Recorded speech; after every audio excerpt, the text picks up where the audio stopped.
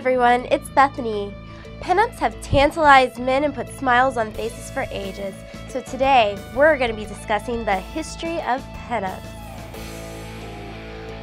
So typically, pinups are found in newspapers, magazines, postcards, but in the 1940s and 1950s, they were put in calendars and on double-sided posters, specifically made to put up on a wall.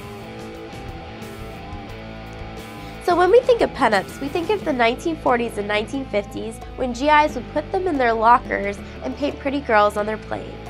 One of the most popular early pinup girls was Betty Grable. Men can also be considered pinups. For example, pictures of attractive actors such as Johnny Depp or male models. Pretty girls are called cheesecake pinups, and men are often called beefcakes. It was said that the word cheesecake originated from back in the day when someone picked up a picture of a woman wearing lingerie and a sexy smile and said, "That's better than cheesecake." In the late 1800s, artists began depicting their idea of the ideal woman. One of these artists was Charles Dana Gibson. He created the Gibson Girl, which was his version of the ideal woman. In 1953, Playboy created a sensation with an actual nude centerfold of Marilyn Monroe.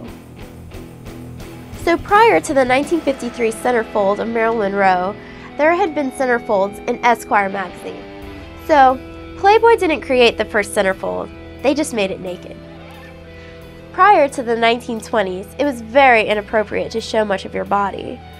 But in the 1920s, people began to rebel against repression, and they started energetic dancing and partying, and the flap skirt was created, which showed more leg than ever.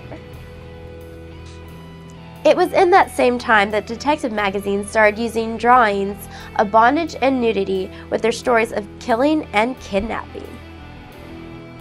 Well, I sure had fun today talking about pinups, and I hope you did too. If you're curious and would like to check out some of my pinup work, just Google Bethany Summer Sizzle. And please remember to rate my video, leave me some comments, and please subscribe. Bye.